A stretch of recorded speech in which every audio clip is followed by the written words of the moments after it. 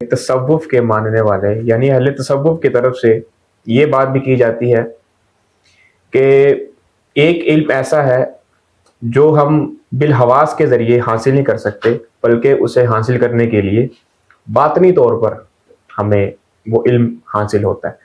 تو اس حوالے سے قرآن و سنت ہماری کیا رہنمائی کرتے ہیں؟ کیا کوئی ایسا علم ہے جو بالحواس کے ذریعے ممکن نہیں ہے بلکہ اس کا علم باطنی طور پر ہی ممکن ہے؟ قرآن حدیث میں ایسے کسی باطنی علم کا ذکر نہیں آیا۔ قرآن کے اندر اللہ تعالیٰ نے جو بھی احکامات بیان کیے ہیں، جو شریعت بیان کی ہے، جو حلال حرام بیان کیا ہے، جو توحید بیان کی ہے، جو قیامت تک کے لیے جو کچھ ہونے والی چیزیں ہیں، قیامت کے بعد بھی ہر چیز جو بیان کی بڑی کھول کے بیان کی ہے۔ صرف یہی نہیں بلکہ رسول اللہ صلی اللہ علیہ وسلم کی یہ ڈیوٹی لگائی ہے، وَأَنزَلْنَا إِلَيْكَ الذِّكْرَ لِتُبَيِّنَ لِلنَّاسِ مَا نُزِّلَ إِلَيْهِمْ کہ رسول صلی اللہ علیہ وسلم یہ ذکر ہم نے، یہ قرآن ہم نے آپ پر اس لیے نازل کیا ہے تاکہ تم لِتُبَيِّنَ لِلنَّاسِ، تاکہ اس کو تم لوگوں کے سامنے کھول کے بیان کر دو۔ تبین کیا ہے، یعنی رسول اللہ صلی اللہ علیہ وسلم کی یہ ڈیوٹی کیا تھی کہ اس کو تبین کریں، چھپائے نہیں، اس کو سینہ بسینہ یا لوگوں کے کانوں کے اندر پھونکے نہ ماریں۔ یعنی وہ دین، وہ شریعت جس کا تعلق انسان کی فلاح و نجات کے ساتھ ہے، اس کی دنیا اور آخرت کے ساتھ ہے، اس چیز کو جس کو ہم دین اسلام کہتے ہیں، اس کی تبین کرنے کا حکم دیا گیا رسول اللہ صلی اللہ علیہ وسلم کو کہ آپ تبین کر دیں۔ تو کیا رسول اللہ صلی اللہ علیہ وسلم نے تبین نہیں کی؟ اس میں شک ہے کوئی نہیں۔ یا اللہ تعالیٰ فرماتا ہے کہ بلغ ما انزل الیک من ربک وان لم تفعل فما بلغت رسالتہ، اے نبی صلی اللہ علیہ وسلم جو ہم نے تمہاری طرف نازل کیا اس کو بلغ، اس کو ابلاغ کر دو، پہنچا دو۔ اگر تم نے یہ ابلاغ نہ کیا، یہ دین لوگوں تک نہ پہنچایا جو ہم نے نازل کیا ہے، کیا نازل کیا ہے؟ جو کچھ بھی نازل کیا ہے، جو کچھ بھی، چاہے وہ قرآن کے اندر ہے، چاہے وہ وحی غیر مطلوب ہے، ٹھیک ہے نا، جو کچھ بھی نازل کیا ہے اس کو، اس کا ابلاغ کر دو جو اللہ نے نازل کر دیا ہے۔ اگر تم نے نہ کیا تو تم نے رسالت کا حق ہی ادا نہ کیا۔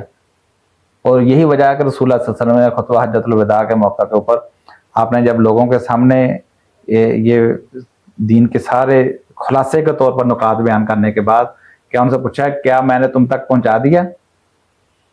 کیا میں نے تم تک اللہ کا پیغام پہنچا دیا؟ سب صحابہ نے بیک زبان ہو کے فرمایا کہ بلا شبہ اللہ کے رسول صلی اللہ علیہ وسلم آپ نے ہم تک اللہ کا سارا دین پہنچا دیا، ٹھیک ہے نا۔ تو اللہ کے نبی علیہ السلام، اللہ تو گواہ رہنا، اللہ تو گواہ رہنا۔ پھر آپ نے صحابہ سے سب کو کہا کہ دیکھو جن تک یہ باتیں پہنچ چکی ہیں، یہ دین پہنچ چکا ہے، اس کو چاہیے کہ جو یہاں پہ موجود نہیں ہے ان تک پہنچا دے، کیونکہ بعض اوقات جو ہوتا ہے جو پہلے سونے والا ہے وہ ہو سکتا بھول جائے، لیکن آگے جس تک بات پہنچی ہے وہ ہو سکتا اس کو یاد رکھ لے۔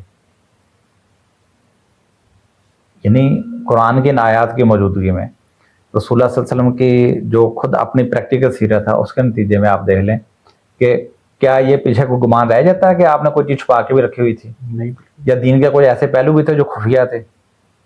دین اوپن چیز ہے، پوری دنیا نے قیامت تک اس کے اوپر عمل کرنا تھا، قیامت تک کے لیے اللہ تعالیٰ نے اس کے تحفظ کی ذمہ داری لی ہے۔ اب اس میں اگر یہ خفیہ چیز کیا ہے، اس میں خفیہ تو یہ چیزوں کے جو بادشاہوں کے خزانے ہوتے ہیں، ایجنسیوں کے معاملات ہوتے ہیں، سیکورٹی کے مسائل، اس طرح کی چیزیں ہوتی ہیں۔ یعنی وہ دین جس کے اوپر عمل کر کے ہم نے جنت کمانی ہے، جس کے اوپر چل کے ہم نے دنیا کے اندر رہنا ہے، لوگوں کے ساتھ معاملات کرنے، وہ تو قرآن کے اندر کھلا پڑا ہے، اللہ کے رسول نے پریکٹیکلی کر کے دکھا دیا۔ اور جب آخری دفعہ بھی اس کا خلاصہ کیا تو پھر لوگوں سے پوچھا کہ کیا میں نے پہنچا دیا دین؟ کوٹ کے کھڑا ہو کے بتا سکتا تھا نا کہ یا رسول اللہ صلی اللہ علیہ وسلم آپ نے تو کچھ چیزیں ہمیں بتائی ہی نہیں ہیں، وہ تو آپ نے خاص لوگوں کو بتائی، ہمیں تو بتایا کچھ نہیں، کہہ سکتے تھے نا۔ بالکل، ایک بھی گواہی نہیں کھڑی ہوئی وہاں پہ، ایک انگلی نہیں کھڑی ہوئی، سب نے کہا کہ اللہ کے رسول آپ نے پہنچا دیا۔ آپ نے کہا اللہم اشہد، اللہم اشہد، اللہ تو گواہ رہنا، اللہ تو گواہ رہنا کہ میں نے پہنچا دیا۔ تو پھر یہ کہاں سے تصور آ گیا کہ رسول اللہ صلی اللہ علیہ وسلم نے کچھ چیزیں خفیہ طور پہ رکھی ہیں، کچھ بیان کر دیں؟ ایسی کوئی چیز نہیں ہے، سب کچھ آپ نے اوپن بیان کیا۔ ٹھیک، جی بہت شکریہ۔